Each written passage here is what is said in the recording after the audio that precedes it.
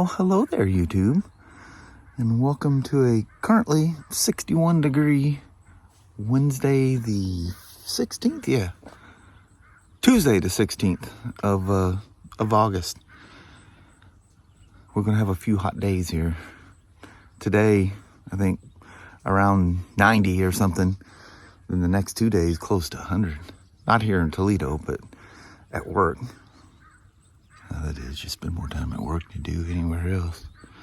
Old Kai basking in one of her normal spots. Anyway, let's start off a Tuesday. Random people pulling over in a parking lot. But a lot of times they're pulling over and they're texting. Which is very Some good. like, yeah. Well, good on you. Mm-hmm. Not doing it down the road. Find a safe place, pull over, do your text, and you drive off. Yes. But Mama, yes, hubby. made it to Tuesday. We did. It's 1 degree warmer this morning than it was yesterday morning. Yeah. Oh man, it's gonna be so hot. I'm burning up. Yeah, the next 2 days are gonna be the cookers. Yeah, Wednesday, Thursday, supposed to Yeah. be hot. All right. Well, have yourself a wonderful Tuesday there, You Mama. too, hubby, hub. All right. Love you. See you. Bye. I love you. Bye now. Bye. So, the 2021 Sportster, the Iron 1200. Remember I told you we found something. So most likely this thing came from auction perfectly fine. And on its way from auction to here,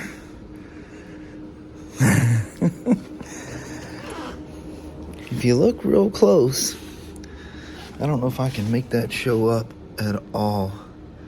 I almost have to stick a piece of paper or something behind there. That brake line is completely crushed. And there's no damage anywhere. And when the tech upstairs went down, he went on the left-hand side. And so literally no damage. He threw himself under the bike, believe it or not.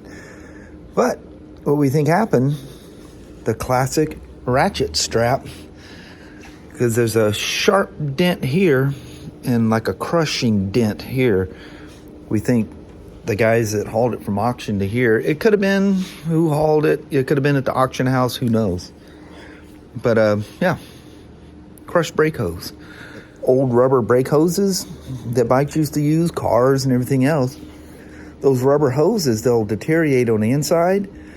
And we call it a one-way valve inside the brake hose. Well, a piece of rubber will break free. And usually, for whatever reason, it allows the pressure to go down, but because there's nothing fighting it, it won't let the pressure go back up. You know, it's like a flapper valve. So, like fluid goes in, shuts the door, fluid can't come back. But yeah, a crushed steel braided brake line. Literally no damage.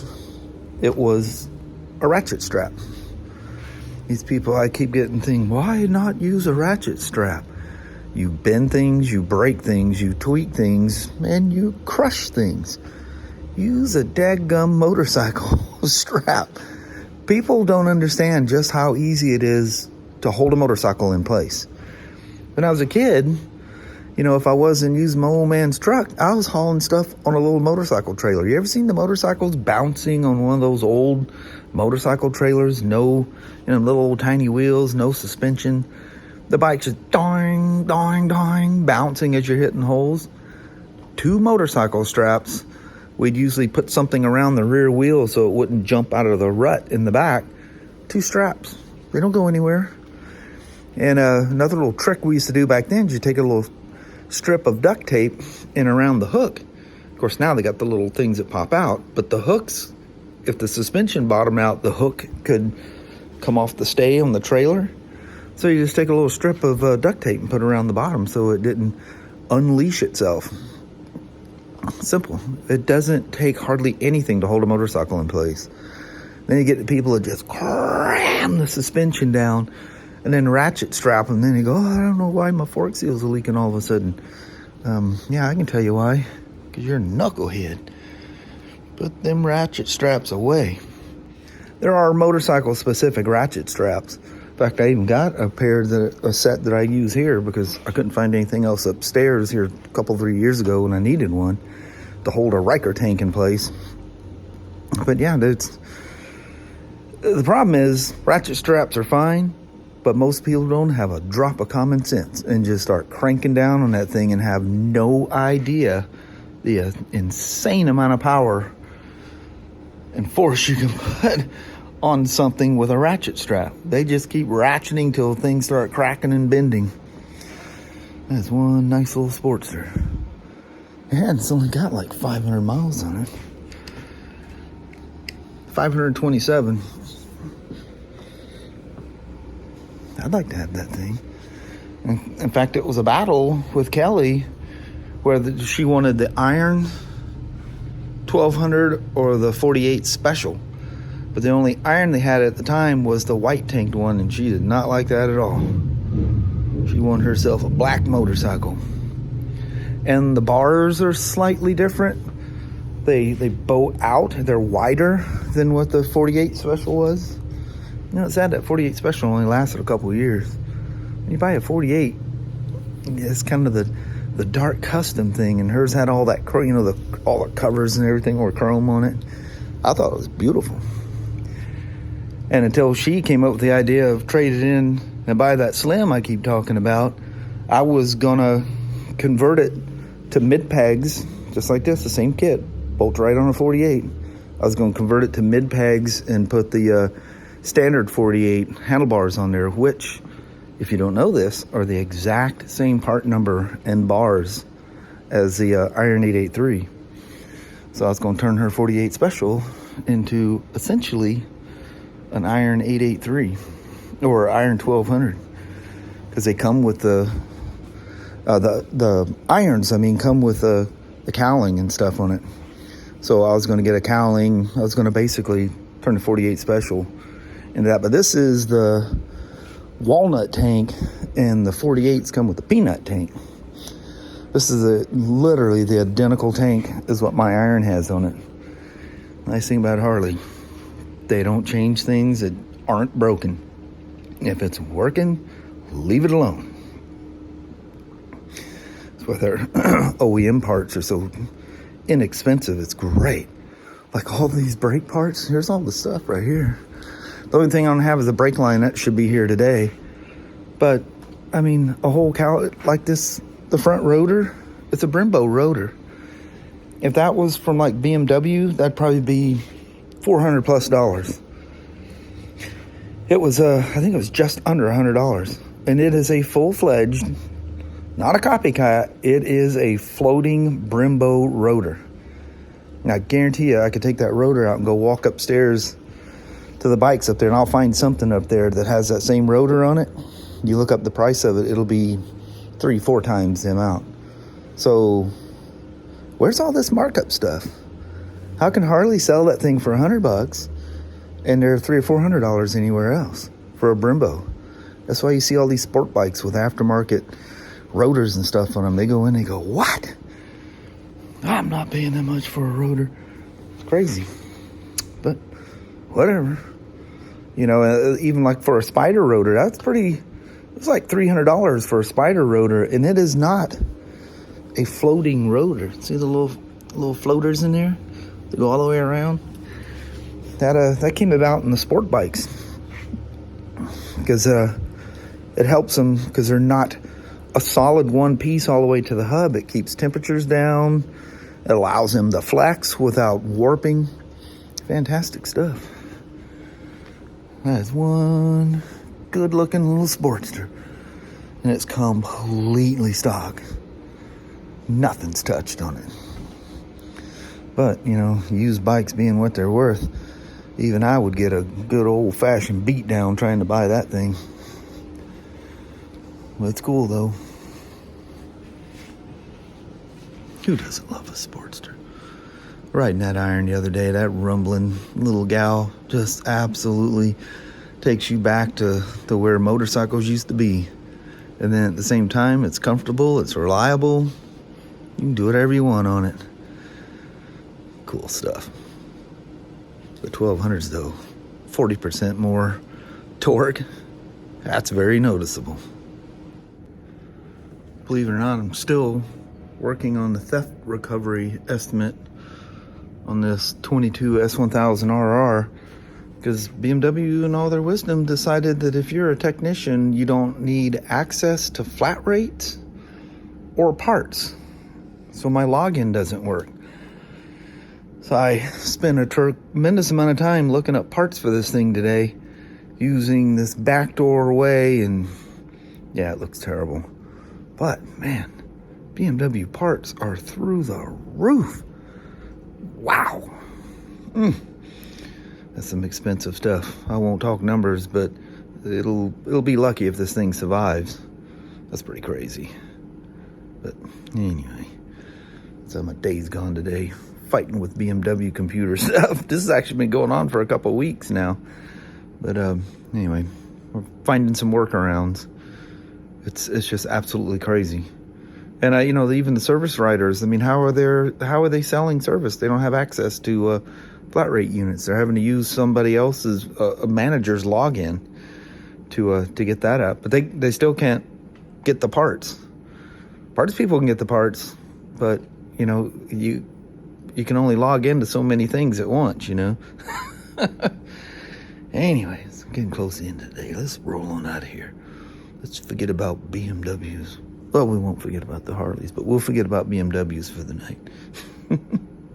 You might find this hard to believe, but I'm pretty sure I might be catching a train. Where could he be? Where could he be? He's not that way. Look, he's right there. And the cool thing is, it's full of those empty pallet cars that hold the great big pallets of lumber. Couldn't spit it out. And these things blow so much wind. Woo, that's loud.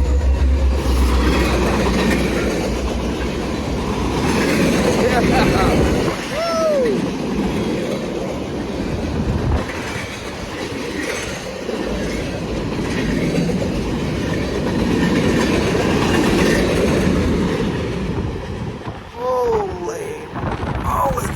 Wind that blows. That stuff flying everywhere. Wow, that almost knocks you off your feet. Yay! I caught a train. Seen that thing going down the freeway. I said, Mama, you know what? We could make it to the tracks here and catch ourselves a choo-choo. I said, you want to? She goes, sure. I see all them little railroad X's and stuff as you're going down the road. She warned us. She goes, approaching a railroad crossing. It's 87 degrees out there. She is not exactly cool at all. You step back in this car and it feels fan-freaking-tastic. Yes, it does. Wow, it's like, ah. Right, trained for the day. All right. Yes, I know. I was veering towards the line. Sorry, Garmin. Love this little area in here. A little swamp area down there. So peaceful and cool. Comes here on a motorcycle and just goes, ah. Made it home safe and sound. I feel fulfilled. Caught myself a choo-choo train. Especially one of those empty pallet cars when there's a whole bunch of those things. That is crazy, the amount of wind. I'm sure the camera probably just blacked out audio-wise when that thing came by. That was really cool. Yeah, I remember one day, it was the inside track where we were, and I had the Road King out there. And a good thing it was facing the same direction that the car and what I was just in, because it had toppled that Road King right over. It literally knocked me 2 steps back. That was crazy. Really, really cool. Wow, that guy held that horn on for a while. That thing was loud. Like, man, do I look like somebody's about to leap out in front of the train? I imagine they see all kinds of crazy stuff, huh? Oh, got my little bistro table out.